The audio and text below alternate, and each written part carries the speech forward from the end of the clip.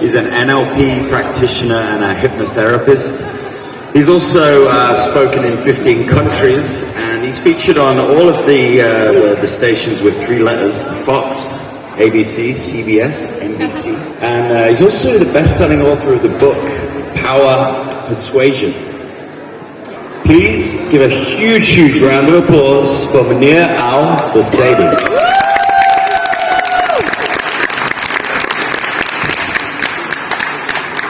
Ladies and gentlemen, humor me for a moment, and I'd like you to take your right hand and place it in the air as high as you can. Okay? Excellent. Now just a little bit higher. A little bit higher. A little bit higher. Alright, put your hands down. Now, how many of you noticed that you or the people around you went higher when I said the word higher? Yes? Yeah, what was my first instruction? As high as possible. Put your hand in the air as high as you can. Yet every single one of us went higher. How many of you believe that perhaps there's another level in your life that you're not tapping into? How many of you would like to tap into more of your potential so that you can go further in life and reach new heights? And how many of you won't raise your hand no matter what question I ask? All right. So, ladies and gentlemen, my name is Munir and Moon Ear, and thank you. And today I'm going to be talking to you through subconscious success. Essentially, we're going to be talking about the 3 pillars of your thoughts and how to influence them so that you control your thoughts versus your thoughts controlling you.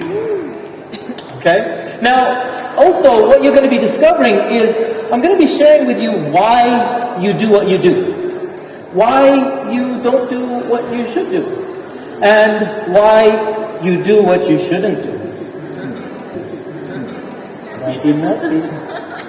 I'm looking at you for dramatic effect. He's looking at me like he knows my browser history. Just Google knows that. Where's Kelsey? Yeah. Anyhow, so ladies and gentlemen, I have 25 minutes, so we are going to get right into it. It's going to be an interactive workshop. I want you to find a person next to you, and I want you, with that person, I want you to very quickly determine who's going to be person A and who's going to be person B. Go. Okay, excellent. Now, what we're going to do is, person A, you are, and in fact you might want to stand for this, everyone stand up. Thank you very much.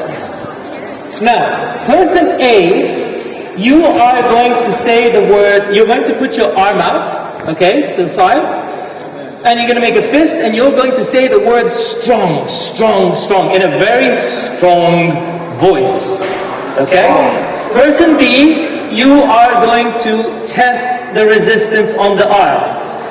Okay? So just do that very quickly. Okay, excellent. Now, person A, now what you're going to do is you're going to say, weak, weak, weak, in a weak voice, and person B, you know what to do. Okay, now take a seat real quick.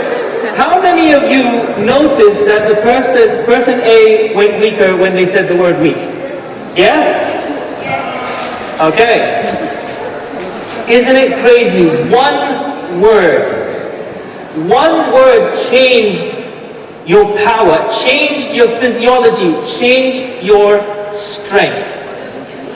But I have a question for you. How many of you talk to yourselves? See, there's someone over there going, do I talk to myself or don't I? Yes, we all have internal chatter. This is one of the pillars. So, and the crazy thing is, studies have shown that 80% of most people's talk is negative. And so people are making themselves weaker on a day-to-day basis. So, is the answer positive talk? Is it saying positive words? Is it saying positive affirmations? Well, to an extent, yeah, sometimes. But let me tell you a very quick story.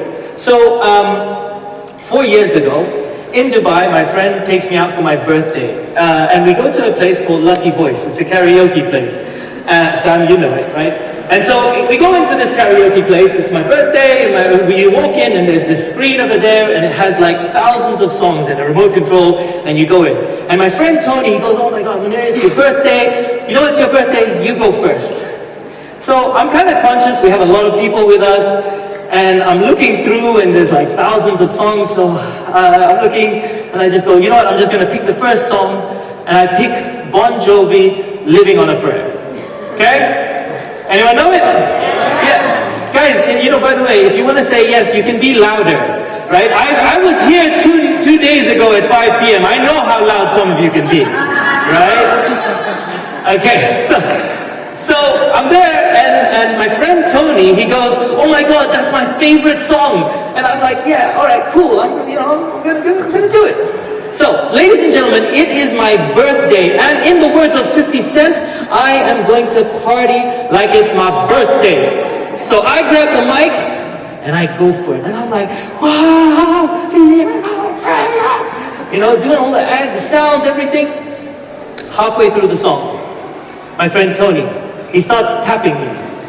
And I'm not talking about the EFT type of tapping, I'm talking about an annoying friend tapping. And he's tapping, Munir. And I'm like, what, Tony? He goes, Munir, who sings this song? I fall for it. I go, Tony's Bon Jovi.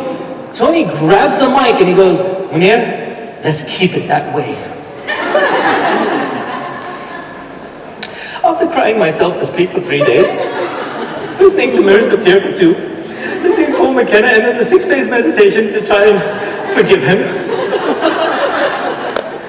I started thinking about it, and I said, what is it? What is it that took this song from something that he loved, something that was a peak experience for him, to something that he hated? Because it had the exact same words that he loved. It had the exact same music that he loved. So what was it? Who can tell me? What took the experience? Your voice? My voice, thank you, wow. Wow. That was harsh. I need that Marissa Peer thing. I mean, who can tap? Okay. Even though he said, okay. Expectations? Wow, right. You know, maybe I shouldn't ask. My delivery. It was the delivery. Now, why do I say this to you? Because now what I want you to do is I want to get back with your partner, person A and person B. Now, person A, I want you to say the word strong. But this time, I want you to say it like a 4-year-old girl who's just dropped her ice cream. Strong, strong, strong. So get with your partner and do it. And person B, test.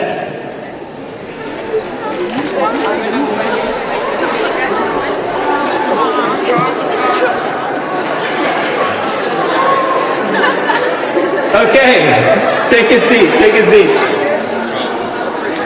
So what did you notice? It's not just what we say, it's how we say things. Alright? It's not just what you say, it's how you say it. Look, there have been studies that talk about normal external communication. Albert Mehrabian in the 60s and 70s did a study, and he found that 7% of communication are only the words that we say. 93% of communication is non-verbal, meaning the tone of voice. And then your body language. But your unconscious mind works the same way. This is something that not many people tell us. Look, I'm a hypnotist. Imagine I wanted to go and do some self-hypnosis, and I go in and I go, okay, let me take a deep breath in. Close my eyes. Relax! How many of you think I would be relaxed? It's not just what you say, it's how you say it. And so many of us say, you know what, I say positive things, but what are you saying? It's like on the side of the stage going, okay, you can be confident. You can do it. I'm confident. Or you're standing on the side of the bed going, Hot Rod, you can do it today. I know you've got this, Hot Rod. It's not just what you say, it's how you say it. And what you're going to start to notice when I talk about these 3 pillars is a lot of the programs that you see here are based in some 1, 2, or 3 of these modalities. So if you look at the auditory, which we're talking about right now, you have NLP, You have EFT, you have RTT that look at the auditory, but not KFC. They don't really care about your well-being. Let's get that right. So, ladies and gentlemen, we are talking about the three pillars, the three ways that you process information, and that is auditory. When you are thinking, you can change your thoughts. And what I mean by that is some of you, let's get this right. How many of you have a voice inside your head that's a little bit mean, or have had a voice inside, and that has made you feel bad? Here's what I will say. I'm going to bet money that the voice that makes you feel bad isn't whispering. It's not like a Mickey Mouse voice. It is strong. When you say bad things that make you feel bad, it's because it's a strong voice that makes you feel bad. Why the f*** did you do that again? But you can change. Like, we can't stop ourselves thinking, but we can change the quality of our thoughts. We can take away the power. Imagine that thing that you were saying to yourself, and now imagine it as a Mickey Mouse voice. Why the f*** did you do that again? It loses its power. Doesn't it? And this is the crazy thing. It may sound silly, it may sound ridiculous, but here's the crazy thing. If you do it with something that you said, and you do it enough time, the actual thing that has been said also gets associated with being silly and ridiculous. And then you need to power up the voice on that powerful voice. That's how you take control. So that's the auditory. Now let's look at the visual. And before we do that, I would like you all to follow my instructions. Can you all raise your right hand and say, I will follow your instructions? Thank you very kindly. I appreciate you all. Okay, so ladies and gentlemen, do not imagine a black cat. Do not imagine a black cat. Stop it, I'm in the middle of talk. Okay, do not imagine a black, just out of curiosity, how many of you had to picture a black cat? Oh. Here's the thing. The mind must create what it wants to negate. The mind must create what it wants to negate. How many of us have said, you know, I don't want to be poor.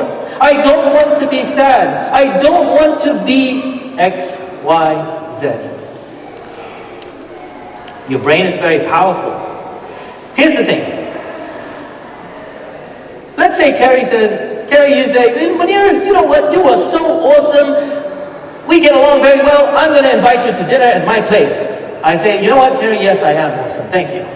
And then you say, Munir, what would you like to have? I can cook anything in the world. And I say, I do not want duck. She looks at me with that look of what the... Because does she know what I want? No. I'm going to blow your minds, ladies and gentlemen, because here's a fundamental truth. They haven't done studies on this, but you can verify it yourself. That the whole world can be categorized into one of two things. You will walk today and you'll be like, wow, you will be categorizing everything in that you see tonight, tomorrow, etc. in one of these two categories. Duck and not duck. This is not duck. This is not duck. You are not duck. You are not duck. I'm not too sure about you. Because everything in the world is either duck or not duck. So when you tell your mind, I don't want this, your mind has no clue, because the list is limitless of what is not duck, or not poor, or not sad. So, your mind is super powerful. In fact, right now, your mind filters out millions of bits of information every single second. How fast is your heart beating? You didn't pay attention to that until I mentioned it. How does your feet feel in your shoes? Your brain deleted that bit of information because it can only handle a few bits of information at a time. So when you say to your mind, this is important, then guess what? Your mind says, okay, I'm going to stop deleting that information. Vision spoke about this. This is a reticular activating system. The opportunities are there. Your mind is just deleting them because you're not being very specific about what it is that you want. So as soon as you say, this is exactly what I want, as soon as you go, hey, I want to buy this car, then you start seeing the car everywhere. Because your mind stops filtering this bit of information. Does this make sense? Yes. Can I get a hell yes? Yes. Thank you very kindly. Okay, so what we're going to do now, who was in Marissa Peer's conversation a little bit earlier? Okay, I'm going to repeat an exercise that she did, but I want to do this on the visual side. She did it with the auditory and visual. So everyone just stand up for a moment, okay? And I want you to plant your feet in the ground. Have them rooted, stiff, solid. Okay? Place your finger out in front of you. And what I want you to do is just turn back as far as you can and just notice where you turn to. Okay? Now, everyone turn back. Close your eyes. And now I want you to visualize yourself doing this. But this time, as you do it, you are made of rubber. You are yoga person of the year. You are yoga man, yoga woman, yoga non-binary person of the year. I want you to see yourself super flexible. And I want you to visualize. I want you to visualize, don't actually do it, just putting your finger up one more time and see yourself going all the way around, 360 degrees. In fact, you are so flexible that you go and even whatever 2 times 360 is, you go all the way around again. And you maintain that flexibility as you unwind. And now open your eyes, and this time take your finger up and go and turn as far back as you can go and see how far you have gone. How many of you went further? Yes. Say, okay, ladies and gentlemen, please take a seat. So visualizing your success is critical. They have done a number of studies on sports people visualizing success, but there's no better example than Michael Phelps. Michael Phelps is the #1 Olympian of all time. Won the most medals, and every night before he'd go to bed, he would visualize. He would visualize himself succeeding. He would visualize himself getting far, and in the morning he would do that again, and he would see things going perfectly. #1 of all time. And so if you look at some of the modalities, some of the talks that you've been to, what is vision board is in the visual. 6-phase meditation is in the visual. When you go to a hypnotherapist and they do a guided visualization, they are looking at the visual. Okay? So that's the visual. Now, what about the kinesthetic? Okay, so this time I want you all to answer this with me. So imagine I said to you that there's a person in the next room and they are depressed. And for $100 to your favorite charity, you would need to describe their physiology. Now, would you say their shoulders were slumped or were their shoulders open? Slumped. Slumped. Okay, we're going to do this together. 1, 2, 3. Slumped. Excellent. Slumped. Would you say their head was down or was their head up? Down. Would you say that they were moving slow or were they moving fast? Slow, that's right. And would you say that they were taking up a lot of area or were they shrinking themselves? Shrinking themselves, that's right. You know what someone that is sad, you know what non-peak physiology is like. Now, 2 years ago, I volunteered at the Special Olympics in Abu Dhabi. Does anyone here know what the Special Olympics is? So, yeah, different teams, for those of you that don't know, different teams from all over the world, they come in, people of all ages, kids, even adults, but they all have different types of challenges, disabilities, etc.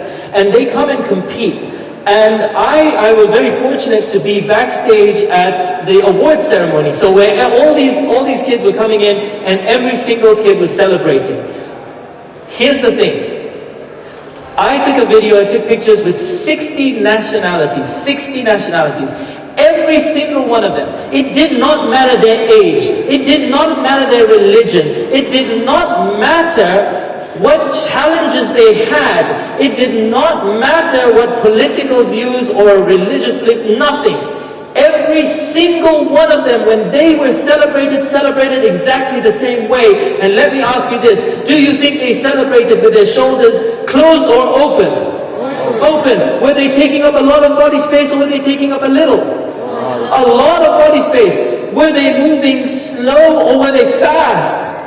Fast. You all know what peak physiology is like, and we all make the assumption that emotions create our physiology. But physiology creates emotions. Amy Cuddy did a study at Harvard, very famous TED Talk, where she showed that power posing for 5 minutes reduces cortisol level, which is your stress hormone, by 25%, increases your confidence and your testosterone by over 20%. 5 minutes of using your body in a certain way. Laughter yoga is based on laughing, fake laughing, but to get the benefits of laughing, because laughter is the best medicine. But you've also experienced it here, haven't you? How many of you went to BB's class? You know what I mean. Physiology creates emotions. How many of you went to one part? Any of the guys? Yeah. Physiology creates emotions. And so what you'll see, again, you'll start to notice that different modalities that you've been exposed to either have touch on one of these. Any therapy that you go to is going to touch on 1, 2, or 3 of these. And combining them is also very powerful.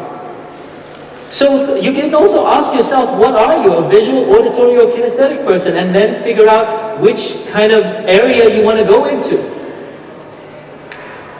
So, what we're going to do, ladies and gentlemen, is I want to give you a very quick experience for us to end this up. So what I'd like you to do is all stand up. And make sure that there's a little bit of space in front of you. Okay? Make sure there's a little bit of space in front of you. And in a moment, because you're going to step in, okay? So, in a moment, I'm going to ask you to close your eyes, and what you're going to do as you close your eyes is you're going to see in front of you a more successful version of you, and then I'm going to get you to step into it. But I'll talk you through that process. But I just wanted to show you with your eyes open, you're going to step in, and you're going to be powerful, and we're going to combine the visual, the auditory, and the kinesthetic. Okay? So, ladies and gentlemen, please take a deep breath in. And as you exhale, close your eyes. And now I want you to imagine in front of you is a more successful version of you, a more confident version of you, a happier version of you. See this version of you. Notice how you're breathing. Notice how you stand. Notice what is different. Think, how is this person thinking differently? What are they saying to themselves? What mantras are they saying to themselves? Imagine they would say, I am. What would be after that? Powerful. I am powerful. And they say it with power. I am confident. And they say it with confidence. Maybe I am love. And they say it with love. I am gratitude. What do they say? Now, in a moment, I want you to get excited, because in a moment you are going to step into this version of you. And you are going to be able to see through the eyes of this more successful version of you. So, get ready. 1, 2. And in a moment when you step in, I want you to raise your hand with power like a champion. And 3, step into this new powerful version. I am confident. I am confident. I am powerful. I am powerful. I am strong. I am strong. And now say whatever you want. I am. I am confident. I am. I am. I